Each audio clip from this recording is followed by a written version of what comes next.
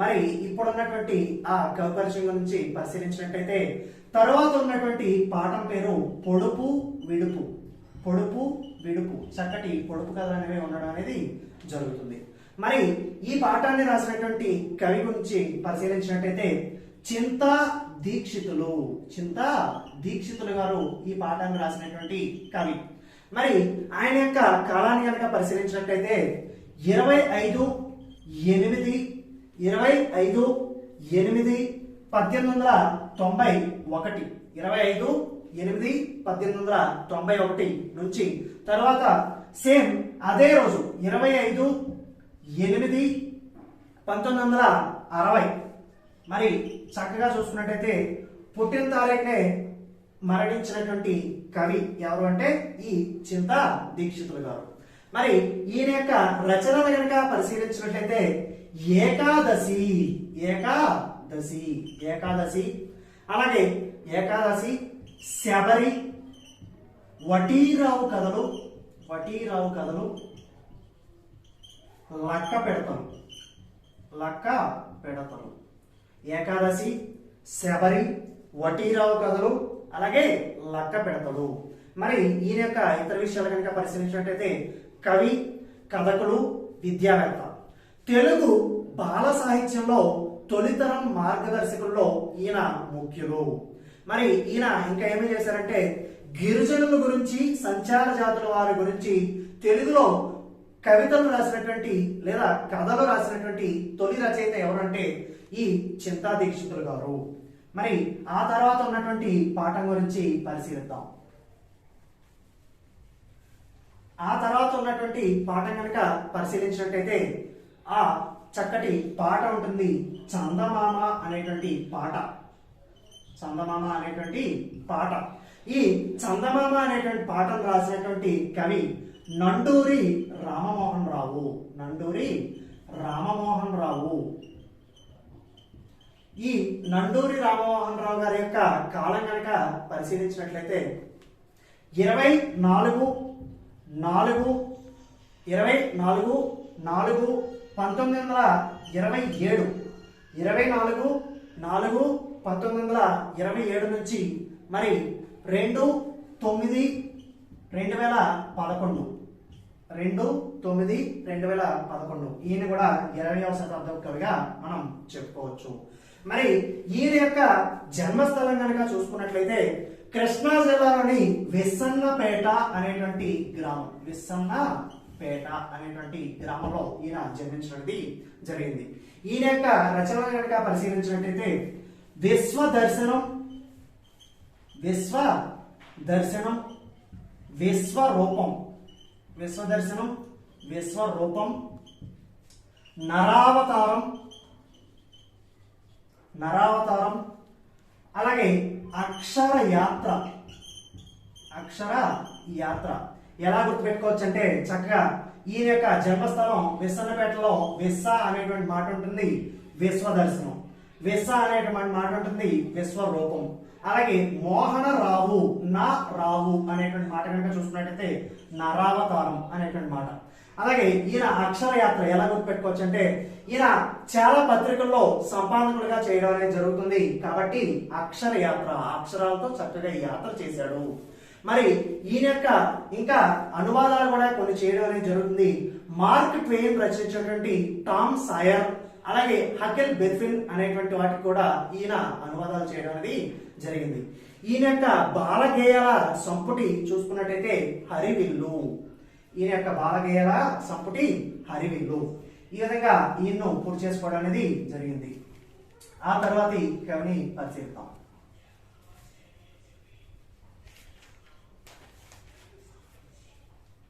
మరి ఆ తర్వాత ఉన్నటువంటి చక్కటి పాఠం మేమే మేకపిల్ల. మేమే మేకపిల్ల చక్కటి కథ ఉంటుంది, చక్కగా పాఠం. మరి ఈ మేమే కథ ఎక్కడి నుండి తీసుకోవడం జరిగిందంటే చందమామ కథల నుంచి తీసుకోవడం అనేది జరిగింది. చందమామ కథలు. ఈ చందమామ కథల్లో మనకి 1949వ సంవత్సరంలో ఆర్ శకుంతల అనేటువంటి ఆవిడ, ఆ రచయిత్రి ఆర్ శకుంతల గారు రాసినటువంటి ఈ చందమామ కథల్ని మనకు ఇక్కడ ఈ కథ రూపంలో ఇవ్వడం అనేది జరిగింది. మరి ఆ తర్వాత ఉన్నటువంటి చక్కటి పాటను కనుక పరిశీలించినట్టయితే అది తెలుగు తోట. ఈ తెలుగు తోట అనేటువంటి పాటను చక్కగా రాసినటువంటి కవి కందుకూరి రామభద్రరావు.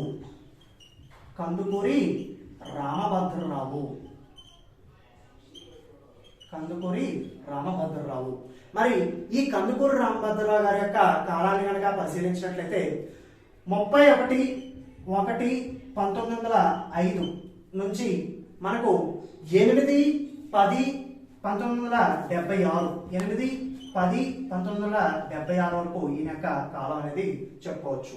అలాగే ఈయన 20వ శతాబ్దపు కవిగా మనం చెప్పుకోవచ్చు. అలాగే ఈయన యొక్క రచనలు కనుక చూసుకున్నట్లయితే లే మొగ్గ, అలాగే తరంగిణి,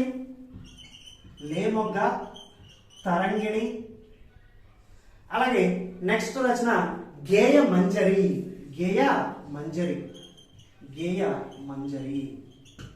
లే మొగ్గ, తరంగిణి, గేయ మంజరి అనేటువంటి ఆ రచనను చేయడం అనేది జరిగింది. మరి ఇప్పుడు ఆ తర్వాత ఉన్నటువంటి పాఠాన్ని పరిశీలిద్దాం. ఆ తర్వాత ఉన్నటువంటి పాఠం కనుక చూసుకున్నట్టయితే ఆ తర్వాత ఉన్నటువంటి పాఠం పద్యరత్నాలు. ఈ పద్యరత్నాల్లో మనకు వివిధ శతక కవుల గురించి వారి యొక్క రచనల గురించి ఇవ్వడం అనేది జరిగింది. ఇందులో మొట్టమొదటిగా ఉన్నటువంటి కవి వేమన. ఈ వేమన గారి యొక్క అసలు పేరు పైడిపాల పుల్లారెడ్డి. దానినే నేను పైడిపాల వేమన అని రాసుకున్నాను. పైడిపాల పుల్లారెడ్డి. మరి ఈయన యొక్క కాలం కనుక పరిశీలించినట్టయితే 17వ శతాబ్దం. మనకు పాఠ్యపుస్తకంలో 17, 18 శతాబ్దాలకు చెందినటువంటి కవి అని ఇవ్వడం అనేది జరుగుతుంది. మనకు చక్కగా 17వ శతాబ్దం అని చెప్పుకోవచ్చు. అలాగే ఈయన యొక్క కాలాన్ని పరిశీలించడానికి నేను ఆయన యొక్క పేరుని ఇలా రాసుకున్నాను, పైడిపాల వేమన. ఇందులో అక్షరాలను పరిశీలిద్దాం. 1, 2, 3, 4, 5, 6, 7. మరి మనకున్నటువంటి ఈ కవులందరూ కూడా 10వ శతాబ్దం తరువాత వారు కాబట్టి 10+7 అక్షరాలు, మొత్తం 7 అక్షరాలు. 10+7 17. సో ఈయన యొక్క కాలం 17వ శతాబ్దం. మరి ఈయన యొక్క రచన కనుక పరిశీలించినట్టయితే వేమన శతకము. ఈ వేమన శతకాన్ని వేమన గారు రాయడం అనేది జరిగింది. అలాగే ఈయన యొక్క జన్మస్థానం ఎక్కడ అంటే కనుక కడప జిల్లాకు చెందినటువంటి వారు అని చాలా మంది చరిత్రకారుల యొక్క అభిప్రాయం. అలాగే ఈయన యొక్క సమాధి ఎక్కడ ఉంది అంటే కనుక అనంతపురం జిల్లాలో ఉన్నటువంటి కదిరి ప్రాంతంలో కటారుపల్లెలో ఈయన యొక్క సమాధి ఉంది అని చెప్పడం అనేది జరుగుతుంది. అలాగే ఆ తర్వాత ఉన్నటువంటి ఆ కవి చక్కగా మనకు బద్దెన. ఈ బద్దెన అనేటువంటి ఆయన, ఈయన యొక్క పూర్తి పేరు భద్రభూపాలుడు.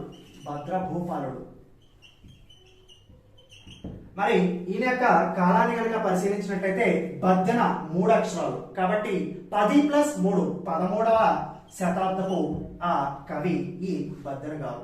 ఈ బద్దెన గారు రచించినటువంటి శతకము సుమతి శతకము.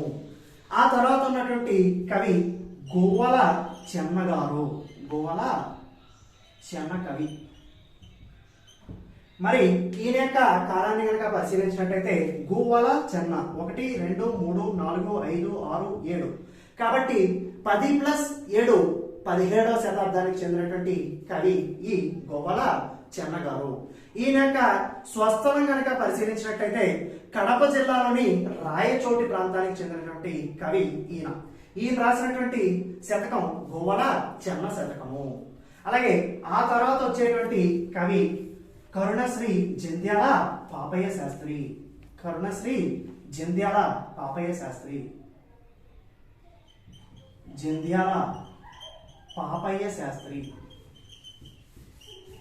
ఈయన ఆధునిక కవి కాబట్టి మనకు తెలిసినటువంటి విషయం 20వ శతాబ్దం. ఆధునిక కవి ఎవరైనా కానీ 20వ శతాబ్దంగా మనం చెప్పుకోవచ్చు. అలాగే ఈ జంధ్యాల పాపయ్య శాస్త్రి గారి యొక్క బిరుదు కరుణశ్రీ జంధ్యాల పాపయ్య శాస్త్రి. మరి ఈయన యొక్క శతకం కనుక పరిశీలించినట్టయితే తెలుగు బాల తెలుగు బాల, తెలుగు బాల. కరుణశ్రీ పాపయ్య శాస్త్రి. సో పాప అనేటువంటి మాట బాల, పాపలో అన్న బాలలో అన్న ఒకటే కాబట్టి మనం ఈ తెలుగు బాల శతకం అనే దాన్ని పాపయ్య శాస్త్రి రాశారు అని చక్కగా గుర్తుపెట్టుకోవచ్చు.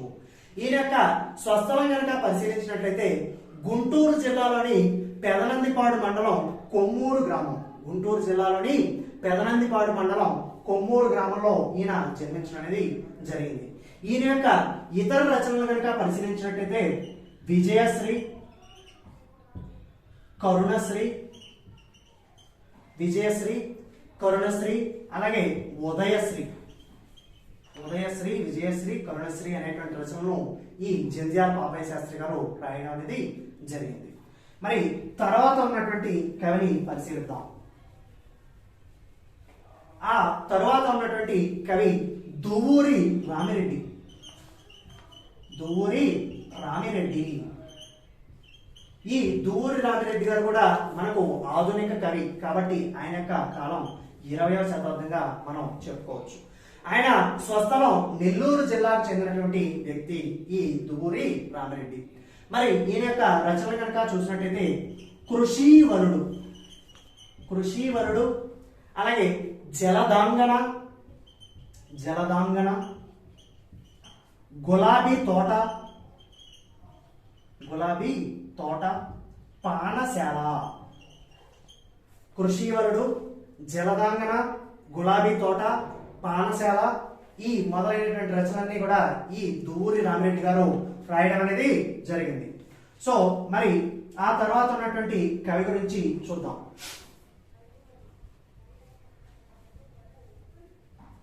ఆ తర్వాత ఉన్నటువంటి పాట చక్కటి అందమైన పాట, అందమైన పాట. ఈ అందమైన పాట అనేటువంటి పాటను రాసినటువంటి వ్యక్తి జీవి సుబ్రహ్మణ్యం, జీవి సుబ్రహ్మణ్యం. అందమైన పాట అనేటువంటి పాటను రాసినటువంటి వ్యక్తి జీవి సుబ్రహ్మణ్యం.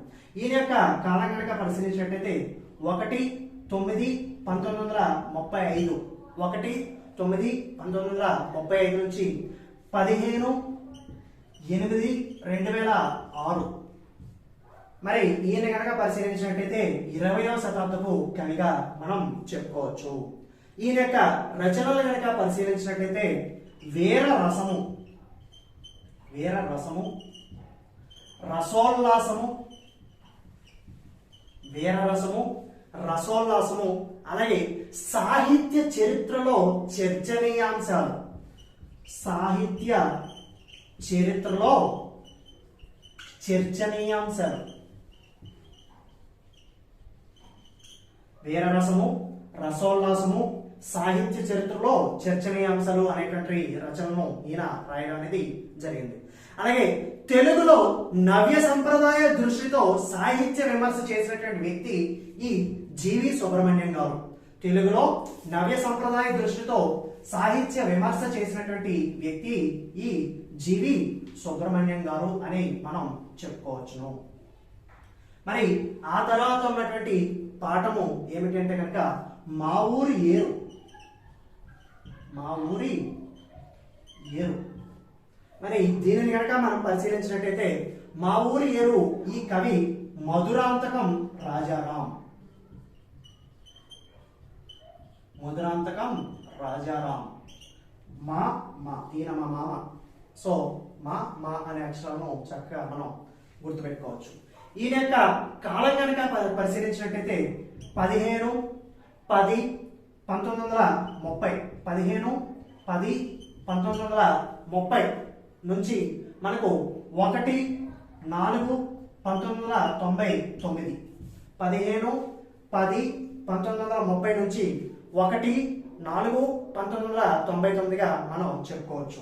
ఈయన యొక్క రచనలు కనుక పరిశీలించినట్టయితే కమ్మ తమ్మెర, కమ్మ తమ్మెర, వక్రగతులు, రేపటి ప్రపంచం,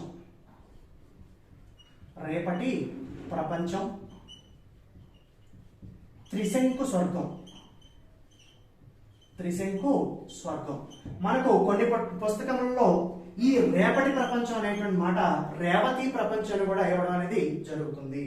కమ్మ తమ్మెర, వక్ర గతులు, రేపటి ప్రపంచం, త్రిశంకు స్వర్గం అనేటువంటి రచనను ఈయన రాయడం అనేది జరిగింది. ఈయన యొక్క పురస్కారం కనుక పరిశీలించినట్లయితే కేంద్ర సాహిత్య అకాడమీ వారి యొక్క పురస్కారాన్ని ఈయన పొందడం అనేది జరిగింది. అలాగే ఈయన యొక్క ఇతర విషయాలు కనుక పరిశీలించినట్లయితే సుప్రసిద్ధ కథకుడు, మరి రాయలసీమ యొక్క జీవితాన్ని ప్రతిబింబిస్తూ 400కు పైగా కథలు రాయడం అనేది జరిగింది. మానవ సంబంధాల్లో ఉన్నటువంటి సున్నిత పార్శ్వాలను చిత్రీకరించినటువంటి కవి ఈయన. అలాగే ఈయన ఉత్తమ ఉపాధ్యాయులు కూడా, మరి ఈయన ఉత్తమ ఉపాధ్యాయులు అని కూడా మనం చెప్పుకోవచ్చు. మరి ఆ తర్వాత ఉన్నటువంటి కవిని పరిశీలిద్దాం.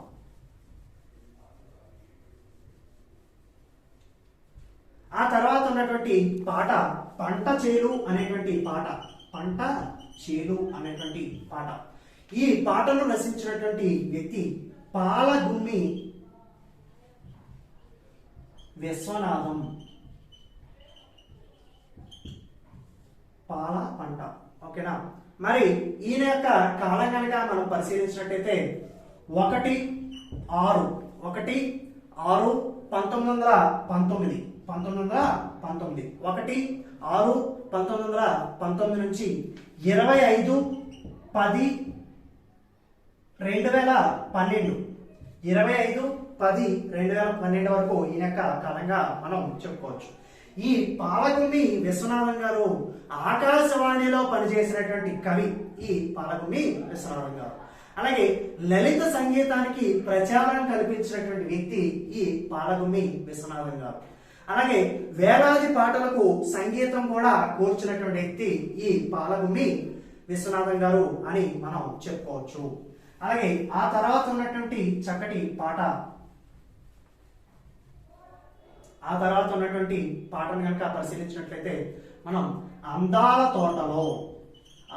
తోటలో బాల ఏమన్నది అని చక్కటి పాట ఉంటుంది. మరి దాన్ని కనుక మనం పరిశీలించినట్లయితే కస్తూరి నరసింహమూర్తి, ఆయన రచించినటువంటి కవి కస్తూరి నరసింహమూర్తి అనేటువంటి ఆయన. మరి ఈయన రచించినటువంటి గేయ సంపుటిని కనుక పరిశీలించినట్టయితే పాపాయి సిరులు, ఈ పాపాయి సిరులు అనేటువంటి ఆ గేయ సంపుటి నుంచే ఈ పాఠాన్ని సేకరించడం అనేది జరుగుతుంది. అందాల తోటలో బాల ఏమన్నది తర్వాత వచ్చేటువంటి లైన్ బాల పాప అని మనం చక్కగా గుర్తుపెట్టుకోవడం అనేది జరుగుతుంది. మరి ఆ తర్వాత ఉన్నటువంటి ఆఖరి అలాగే చిట్ట చివరి పాఠము, చిట్ట చివరి కవి 3వ తరగతిలో ఉన్నటువంటి వ్యక్తి. ఆయన కనుక మనం పరిశీలించినట్టయితే ఆ చిట్ట చివరి కథ నక్క యుక్తి అనేటువంటి ఆ చక్కటి కథ. మరి దీనిని రచించినటువంటి వ్యక్తి జంధ్యాల సుబ్రహ్మణ్య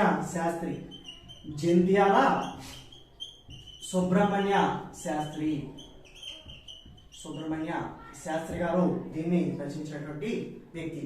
ఈయన యొక్క కాలం కనుక మనం పరిశీలించినట్టయితే 1892 నుంచి 1980 వరకు ఈయన యొక్క కాలము, అంటే 20వ శతాబ్దంగా మనం చెప్పుకోవచ్చు.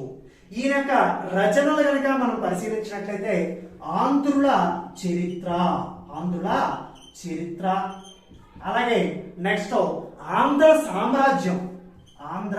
సామ్రాజ్యం. ఆ తర్వాత ఉన్నటువంటి రచనలు కనుక పరిశీలించినట్టయితే కేనోపనిషత్తు,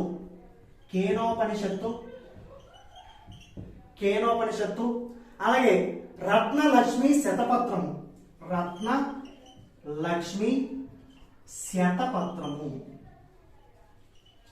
ఆంధ్రుల చరిత్ర, ఆంధ్ర సామ్రాజ్యము, కేనోపనిషత్తు, రత్నలక్ష్మి శతపత్రం అనేటువంటి రచనను ఈయన చేయడం అనేది జరుగుతుంది.